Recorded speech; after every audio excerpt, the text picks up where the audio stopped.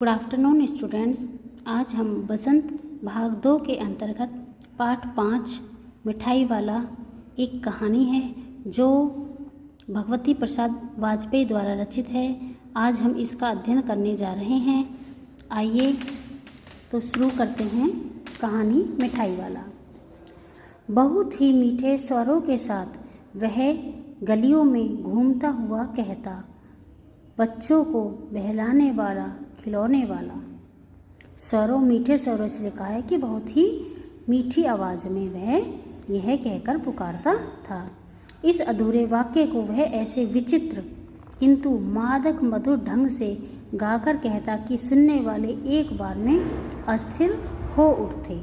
उसके स्नेहाभिषिक्त कंठ से फूटा हुआ गान सुनकर निकट के मकानों में हलचल मच जाती। स्नेहाभिषिक्त कंठ यानी कि प्रेम से भरे हुए या प्रेम से आसक्त गले से।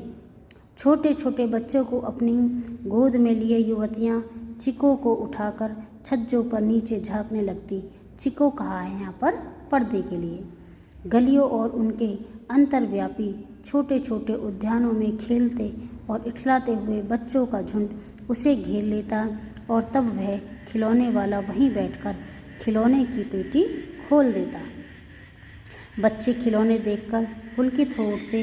वे पैसे लाकर खिलौने का मोल भाव करने लगते। पूछते, इचका दाम क्या है? ऑल इचका, मतलब यहाँ पे इचका का मतलब है इसका, क्योंकि ये बच्चों की भाषा में, जैसे बच्चे जब छोटे होते हैं तो तोतली भाषा में इसी प्रकार अधिकतर बच्चे बोलते हैं। ऑल इचका, ऑल यानी कि और। खिलौने वाला बच्चों को देखता और उनकी नन्ही नन्ही उंगलियों से पैसे ले लेता और बच्चों की इच्छा अनुसार उन्हें खिलौने दे देता। खिलौने लेकर फिर बच्चे उछलने कूदने लगते और तब फिर खिलौने वाला उसी प्रकार गाकर कहता, बच्चों को बहलाने वाला खिलौने वाला।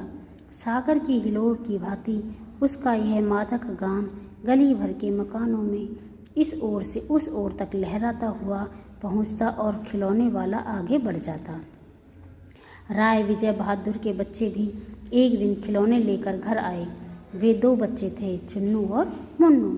चुन्नू जब खिलौने ले आया तो बोला, मेरा घोड़ा कैसा छुंदल ए। इसका मतलब है, घोड़ा का मतलब है कि घोड़ा, कि मेरा घोड़ा कैसा सुंदर है। मुन्नू बोला, और देखो मेरा कैसा सुंदर है, यानी कि मुन्नू कहता और देखो मेरा कैसा सुंदर है। दोनों अपने हाथी घोड़े लेकर घर भर में उछलने लगे। इन बच्चों की माँ रोहिणी कुछ देर तक खड़े खड़े उनका खेल निरखती यानी कि देखती थी। अंत में दोनों बच्चों को बुलाकर उसने पूछा, अरे ओ चुन्नू मुन्नू, ये खिलौने तुम कितने में लिए हैं? तुमने कितने में लिए हैं? मुन्नू बोला, 2 पैसे में, यानी कि 2 पैसे में। खिलौने वाला दे गया ए। रोहिणी सोचने लगी, इतने सस्ते कैसे दे गया, कैसे दे गया, यह तो वही जाने, लेकिन दे गया तो गया ही है, इतना तो निश्चय है। दे तो गया ही है, इतना तो निश्चय है। एक जरा सी बात ठहरी, रोहिणी अपने काम में लग गई। फिर कभी उसे इस पर विचार करने की आवश्यकता भी भला क्यों पड़ती। 6 महीने बाद नगर भर में 2-4 दिनों से एक मुरली वाले के आने का समाचार फैल गया। लोग कहते हैं, भाई वह मुरली बजाने में वह एक ही उस्ताद है। मुरली बजाकर गाना सुनाकर वह मुरली बेचता भी है, सो भी 2-2 पैसे में। भला इसमें उसे क्या मिलता होगा? मेहनत भी तो ने आती होगी। एक व्यक्ति ने पूछ लिया, कैसा है वह मुरली वाला? मैंने तो उसे नहीं देखा। उत्तर मिला, उम्र तो उसकी अभी अधिक न होगी, यही 30-32 का होगा। दुबला पतला गोरा युवक है, बीकानेरी रंगीन साफा बांधता है। इस चित्र को देखिए। इस चित्र में इसने अपने सिर पे जो यह वस्त्र पहना हुआ है, इसे पगड़ी भी बोलते हैं, इसी को साफा कहते हैं। वही तो नहीं जो पहले खिलौने बेचा करता था? क्या वह पहले खिलौने भी बेचा करता था?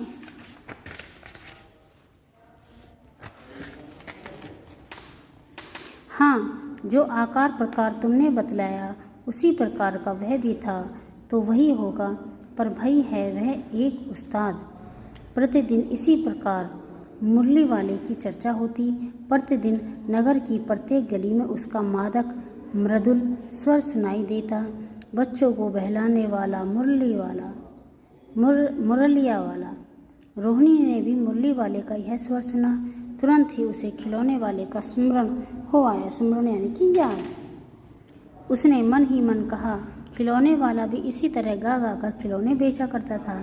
रोहिणी उठकर अपने पति विजय बाबू के पास गई। जरा उस मुरली वाले को बुलाओ तो चुन्नू मुन्नू के लिए ले लूँ। क्या पता यह फिर इधर आए न आए, वे भी जान पड़ता है। पार्क में खेलने निकल गए। विजय बाबू एक समाचार पत्र पढ़ रहे थे।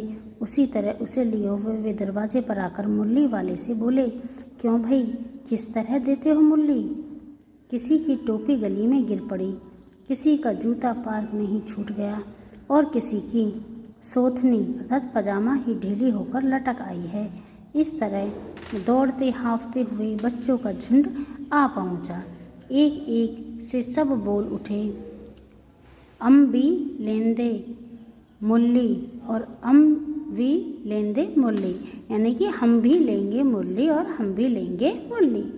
मुरली वाला हर्ष गदगद हो उठा, यानी कि बहुत खुश हुआ। बोला, सबको देंगे भैया, लेकिन जरा रुको, ठहरो, एक एक को देने दो। अभी इतनी जल्दी हम कहीं लौट थोड़े ही जाएंगे, बेचने तो आए ही हैं और हैं भी इस समय मेरे पास एक दो नहीं, पूरी 57 क्या मुरली? हाँ बाबूजी, क्या पूछा था आपने? कितने में दी? दी तो वैसे 3-3 पैसे के हिसाब से है, पर आपको 2-2 पैसे में ही दे दूंगा। विजय बाबू भीतर बाहर दोनों रूपों में मुस्कुरा दिए। मन ही मन कहने लगे, कैसा है, देता तो सबको इसी भाव से है, पर मुझ पर उल्टा एहसान लाद रहा है। फिर बोले, तुम लोगों की झूठ बोलने की आदत होती है, देते होंगे सभी को 2-2 पैसे में, पर एहसान का बोझा मेरे ही ऊपर लाद रहे हो। मुरली वाला एकदम अप्रतिभ हो उठा, बोला, आपको क्या पता बाबूजी कि इनकी असली लागत क्या है? यह तो ग्राहकों का दस्तूर होता है कि दुकानदार चाहे हानि उठाकर चीज़ क्यों न बेचे, पर ग्राहक यही समझते हैं दुकानदार मुझे लूट रहा है। आप भला काहे को विश्वास करेंगे? लेकिन सच पूछिए तो बाबूजी, असली दाम 2 ही पैसा है। आप कहीं से 2 पैसे में ये मुरली नहीं पा सकते। मैंने तो पूरी 1000 बनवाई थी, तब मुझे इस भाव पड़ी हैं।